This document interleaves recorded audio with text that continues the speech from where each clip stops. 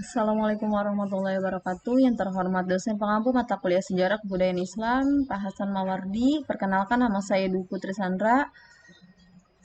Tujuan saya untuk memenuhi ujian akhir semester Sejarah Kebudayaan Islam dengan mempresentasikan dengan judul Sejarah Kebudayaan Islam di Era Nabi Muhammad. Yang pertama, Arab sebelum Islam. Mekah adalah sebuah kota yang sangat penting dan terkenal di antara kota-kota di negara Arab, baik karena tradisinya maupun karena letaknya. Kota ini dilalui oleh jalur perdagangan yang ramai menghubungkan Yaman di selatan dan Syria di utara. Dengan adanya Ka'bah di tengah kota, Mekah menjadi pusat keagamaan Arab. Ka'bah adalah tempat mereka berziarah. Di dalam terdapat 360 berhala mengelilingi berhala utama Hubal, agama dan masyarakat Arab. Ketika itu mencerminkan realitas kesukaan masyarakat. Jazirah Arab dengan luas 1 juta mil persegi. Sebagian besar daerah jazirah adalah padang pasir Sahara yang terletak di tengah dan memiliki keadaan dan sifat berbeda-beda. Ka'bah pada masa sebelum Islam sudah menjadi tempat yang disucikan dan banyak dikunjungi oleh penganut-penganut agama asli Mekah dan orang-orang Yahudi yang bermukim di sekitarnya. Untuk mengamankan para peziarah yang datang ke kota itu, didirikanlah suatu pemerintahan yang pada mulanya berada di tangan dua suku yang berkuasa, yaitu Jurhum sebagai pemegang kekuasaan politik dan Ismail keturunan Nabi Ibrahim. Kekuasaan politik kemudian berpindah ke suku Khuza'ah dan akhirnya ke suku Quraisy di bawah pimpinan Qusay. Suku terakhir inilah yang kemudian mengatur Arab. Pada masa itu hanya terkenal dengan adanya syair-syair Arab. Syair adalah salah satu seni yang paling indah yang sangat dihargai dan dimuliakan oleh bangsa Arab. Seorang penyair mempunyai kedudukan yang sangat tinggi dalam masyarakat bangsa Arab. Salah satu pengaruh syair pada bangsa Arab ialah bahwa syair itu dapat meninggikan derajat seseorang yang tadinya hina atau sebaliknya dapat menghina-hinakan orang yang tadinya mulia. Kedua, dari riwayat hidup Nabi Muhammad SAW itu ada dua. Ada sebelum masa kerasulan kelahiran Nabi Muhammad, dan yang kedua ada masa kerasulan dibagi lagi menjadi dua, fase Makkah dan fase Madinah. Yang pertama, masa kerasulan atau sebelum masa kerasulan kelahiran Nabi Muhammad SAW. Nabi Muhammad dilahirkan pada tahun Gajah, tahun di mana ketika pasukan Gajah Abraham menyerang kota Mekah untuk menghancurkan Ka'bah. Pada usia 6 tahun, Nabi Muhammad telah kehilangan kedua orang tuanya. Setelah Aminah, ibu Nabi meninggal, dan Abdul Muthalib, kakeknya, yang mengambil tanggung jawab merawat Nabi. Namun, 2 tahun kemudian, Abdul Muthalib meninggal dunia karena rentan. Tanggung jawab selanjutnya beralih kepada paman Nabi, yaitu Abu Thalib. Peristiwa penting yang memperlihatkan kebijaksanaan Nabi Muhammad terjadi pada usia yang ke-35 tahun. Waktu itu bangunan Ka'bah rusak berat. Perbaikan Ka'bah dilakukan secara gotong royong. Pada usia beranjak 12 tahun, Nabi Muhammad melakukan perjalanan usaha untuk pertama kalinya dalam khalifah dagang ke Syria. Kafilah yang dipimpin oleh Abu Thalib. Ketika Nabi Muhammad berusia 25 tahun, ia berangkat ke Syria membawa barang dagangan. Seorang saudagar wanita kaya raya yang telah lama menjanda, yaitu Khadijah. Dalam perdagangan ini, Nabi Muhammad memperoleh laba yang sangat besar. Khadijah kemudian melamar Nabi. Ketika itu, Nabi Muhammad berusia 25 tahun dan Khadijah berusia 40 tahun.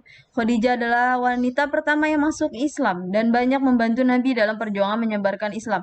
Perkawinan Nabi dengan Khadijah dikaruniai 6 orang anak, 2 putra dan 4 putri. Ialah Qasim, Abdullah, Zainab, Ruqayyah, Ummu Kalsum, dan Fatimah. 2 putranya meninggal waktu kecil. Nabi Muhammad tidak menikah lagi sampai Khadijah meninggal ketika Nabi berusia 50 tahun. Terus setelah itu masa kerasulan fase Mekah.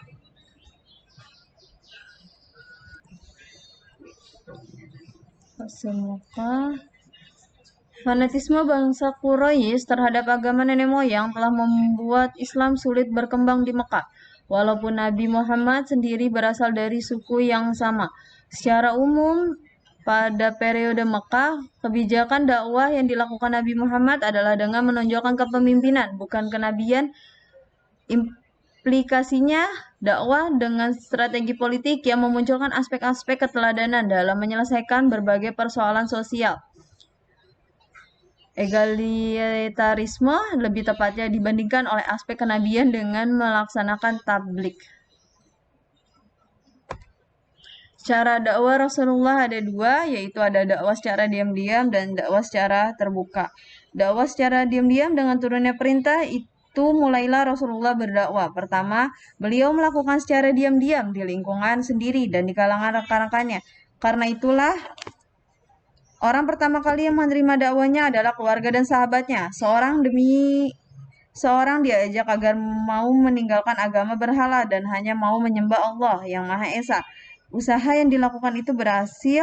Orang-orang yang mula-mula beriman adalah istri beliau Khadijah, kalangan pemuda Ali bin Abi Thalib dan Zaid bin Harits.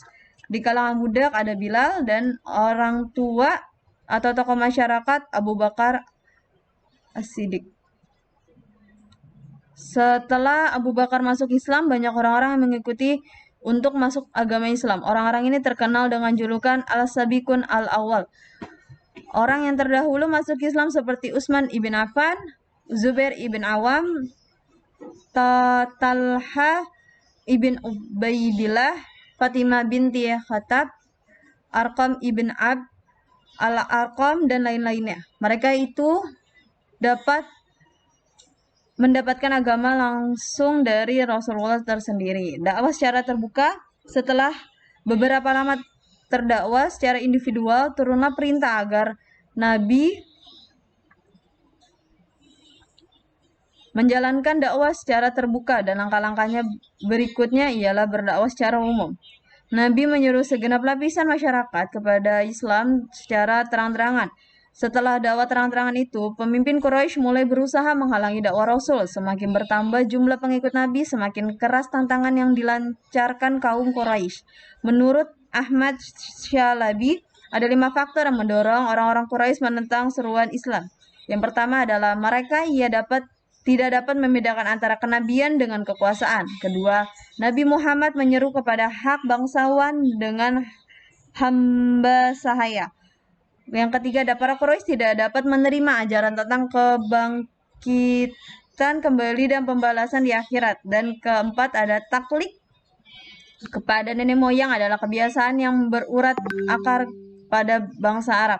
Yang kelima, ada pemahat dan penjual patung memadang Islam sebagai penghalang rezeki. Banyak cara yang ditempuh para pemimpin Quraisy untuk mencegah dakwah Nabi Muhammad, dari cara diplomatik disertai bujuk rayu hingga tindakan kekerasan dilancarkan untuk menghentikan dakwah Nabi. Namun Nabi tetap pada pendirian untuk menyiarkan agama Islam.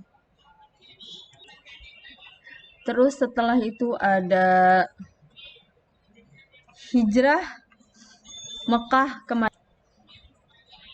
Setelah kaum muslimin Makkah hijrah ke Yasrib atas perintah Rasul, maka kaum muslimin yang masih berada di Makkah amat sedikit sekali jumlahnya. 2 orang sahabat utama Rasulullah, yaitu Abu Bakar Siddiq dan Ali bin Abi Thalib, masih tetap berada di Makkah bersama Rasul.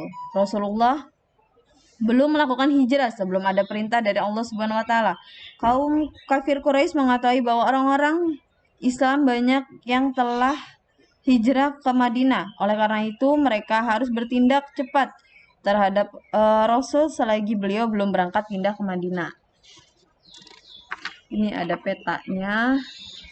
Terus maka bersidanglah para pemuka Quraisy di suatu tempat yang bernama Darun Nadwa untuk merencanakan tindakan yang akan diambil terhadap Rasulullah. Akhirnya mereka memutuskan bahwa Rasulullah harus dibunuh. Rencana jahat kaum kafir Quraisy itu telah diketahui pula oleh Rasulullah. Beliau diperintahkan oleh Allah Subhanahu wa taala untuk pindah ke Yasrib, Madinah. Rasulullah memberitahu kepada sahabatnya Abu Bakar kepada Rasulullah, Abu Bakar meminta agar diizinkan menemani beliau dalam perjalanan.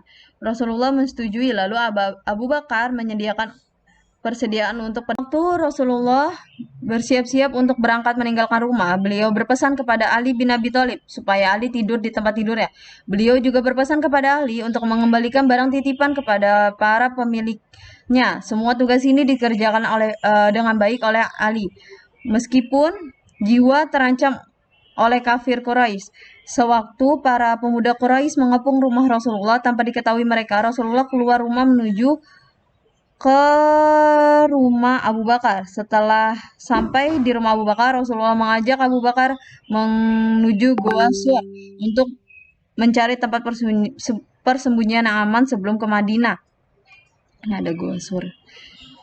Pada waktu menjelang subuh, para pemuda Quraisy mengepung rumah Rasulullah telah siap untuk melakukan rencananya. Mereka mengetahui kebiasaan Rasulullah yaitu bangun untuk melaksanakan sholat subuh. Waktu itulah yang mereka gunakan untuk menangkap dan membunuh Rasulullah.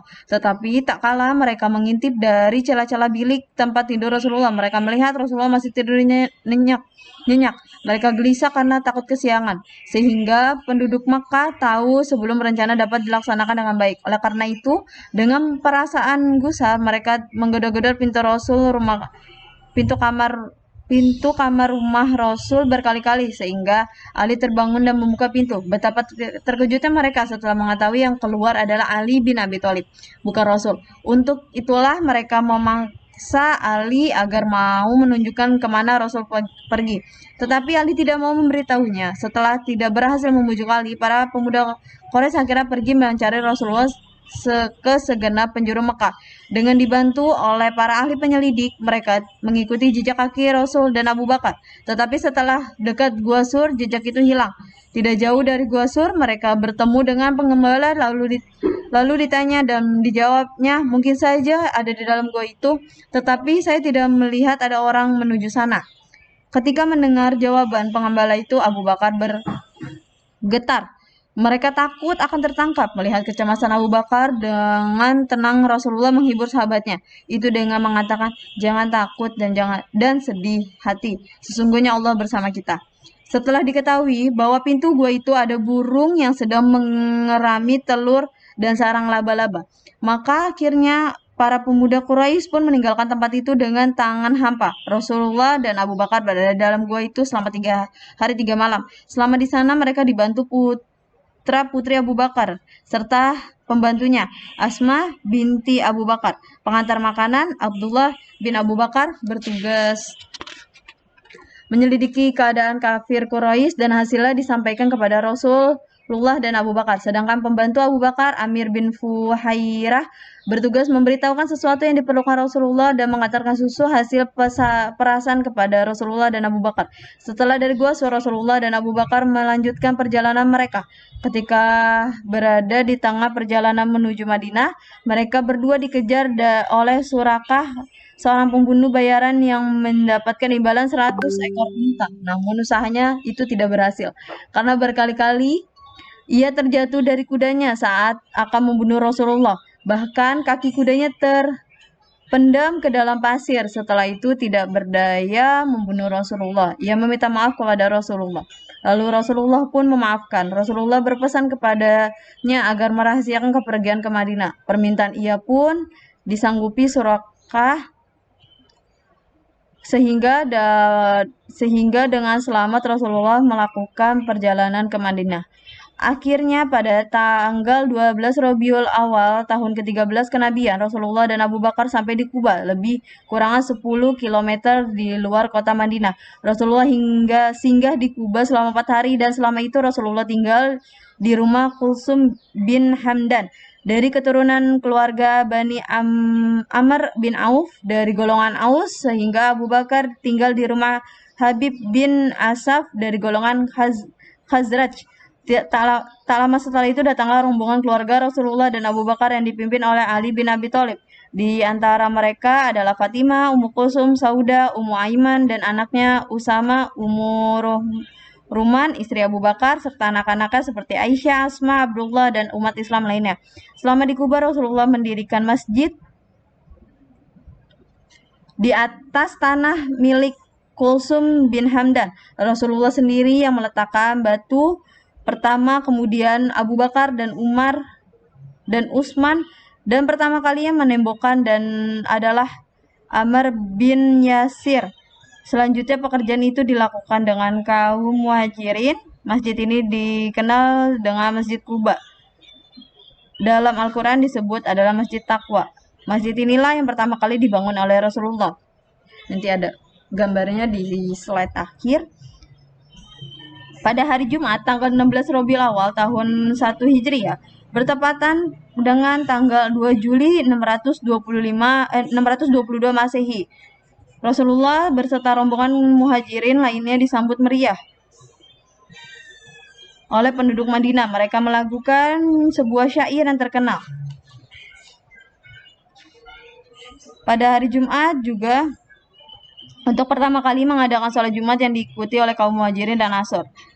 Setelah menetap di Madinah, barulah Rasulullah mulai mengatur rencana untuk kebaikan dan kepentingan penduduk Madinah serta kepentingan masyarakat umat Islam. Peristiwa hijrah ke Rasul hingga akhir dijadikan sebagai awal perhitungan tahun Hijriyah.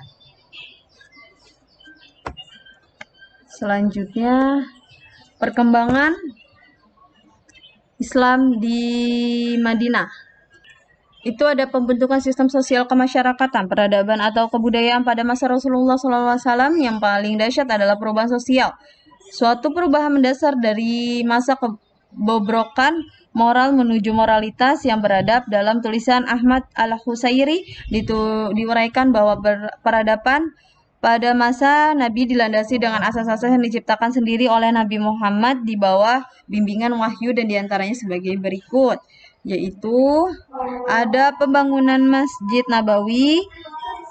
Terus yang kedua ada persaudaraan antara kaum muhajirin dan kaum ansor. Terus yang ketiga ada kesepakatan untuk saling membantu antara kaum muslimin dan non-muslimin. Terus yang kelima adalah peletakan asas politik, ekonomi, dan sosial. Terus yang kedua ada bidang politik. Bidang politik. Selanjutnya Nabi Muhammad merumuskan piagam yang berlaku bagi seluruh penduduk Yasrib, baik orang muslim maupun non-muslim. Piagam inilah yang oleh Ibnu Hashim disebut sebagai Undang-Undang Dasar Negara Islam, Daulah Islamiyah yang pertama. Setiap kelompok mempunyai pribadi, keagamaan, dan politik. Adalah hak kelompok menghukum orang yang membuat kerusakan dan memberikan keamanan kepada orang patuh. Yang B, kebebasan beragama terjamin buat semua warga negara. Yang C adalah kewajiban penduduk Madinah, baik kaum muslimin maupun bangsa Yahudi, untuk saling membantu, baik secara moral dan material. Semuanya dengan bahu-membahu harus menangkis setiap serangan terhadap kota Madinah. Rasulullah adalah kepala negara bagi penduduk Madinah. Kepada beliaulah segala perkara dibawa dan segala perselisihan yang besar diselesaikan. Munawir Syadzali, mantan Menteri Agama RI, menyebutkan bahwa dasar-dasar kenegaraan yang terdapat dalam Piagam Madinah adalah: pertama, umat Islam merupakan satu komunitas umat meskipun berasal dari suku yang beragam. Yang kedua, hubungan antara sesama anggota komunitas Islam dan antara anggota komunitas Islam dengan komunitas-komunitas lainnya didasarkan atas prinsip-prinsip.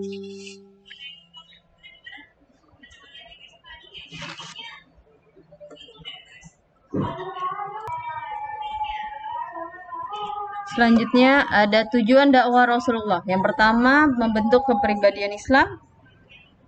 Terbentuk pribadi Islam yang kompeten, kredibel, dan terpercaya dan berakhlak mulia merupakan fondasi awal dari tugas beliau sebagai Nabi utusan Allah.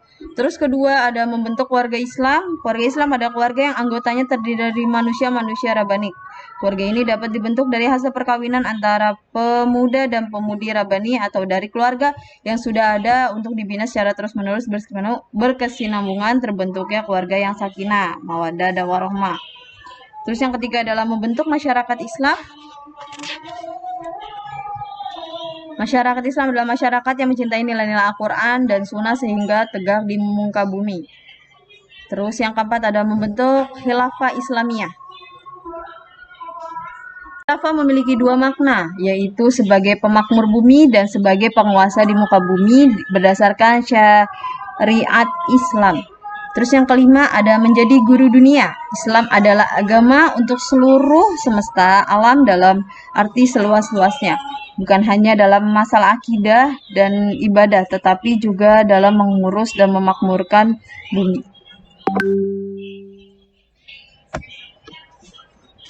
Terus selanjutnya ada bukti-bukti peninggalan pada zaman Rasulullah. Itu ada Masjid Kuba yang dibangun, masjid pertama yang dibangun Rasulullah. Ini itu adalah yang pertama nih, ini masjid yang zaman dahulunya dan sekarang. Ini zaman yang sekarangnya. Terus ini Masjid Kuba ini yang zaman dulunya.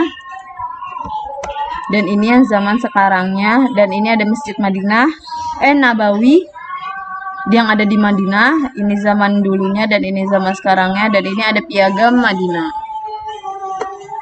Kesimpulan dari presentasi yang saya sampaikan, pada 17 Ramadan 611 Masehi di Gua Hiro, malaikat Jibril muncul di hadapan Nabi Muhammad untuk menyampaikan wahyu Allah Subhanahu wa taala. Nabi diperintahkan untuk menyeru Nabi Muhammad kepada satu agama, yaitu Islam. Masa dakwah Rasulullah terbagi menjadi dua fase, yaitu fase Makkah dan fase Madinah. Fase Makkah, kebijakan dakwah Rasulullah adalah dengan menonjolkan kepemimpinan, dengan menonjolkan aspek-aspek keteladanannya. Dakwah yang dilakukan oleh Nabi pada fase ini terbagi menjadi dua, yaitu secara tersembunyi dan secara terang-terangan. Peristiwa penting yang memperlihatkan kebijaksanaan Nabi terjadi pada usia 35 tahun. Waktu itu bangunan Ka'bah rusak berat, perbaikan Ka'bah dilakukan secara gotong royong. Nabi segera kembali ke Madinah. Beliau mengatur ke organisasi masyarakat kabilah yang telah memeluk agama Islam. Petugas keagamaan dan para dai dikirim ke berbagai daerah dan kabilah mengajarkan ajaran-ajaran Islam, mengatur keperadilan dan memungut zakat. 2 bulan setelah itu Nabi menderita sakit, demam, tenaganya dengan cepat berkurang. Pada hari Senin 12 Rabiul Awal 11 Hijriah 8 Juni 632 Masehi, Nabi Muhammad SAW wafat di rumah istrinya Aisyah. Pada masa Madinah ada beberapa yang dikembangkan sebagai wujud dari upaya Nabi untuk membentuk negara Islam, diantaranya yaitu pembentukan sistem sosial kemasyarakatan, militer, dakwah, ekonomi, dan sumber pendapatan negara. Pada fase ini, Islam menjadi agama yang sangat berkembang dengan visi dan misi yang satu, yaitu menjadi negara Islamiyah dengan pedoman Al-Quran dan Sunnah Nabi. Dan Nabilah yang memperkenalkan pertama kali konsep negara demokrasi yang sekarang banyak dianut oleh negara-negara modern Islam maupun non-Islam. Dari perjalanan sejarah Nabi ini dapat disimpulkan bahwa Nabi Muhammad SAW di samping sebagai pemimpin agama juga seorang negarawan, pemimpin politik dan administrasi yang cakap. Hanya dalam waktu 11 tahun menjadi pemimpin politik, beliau berhasil menundukkan Jazirah Arab ke dalam kekuasaannya. Sekian presentasi dari saya, kurang lebihnya mohon maaf. Wassalamualaikum warahmatullahi wabarakatuh.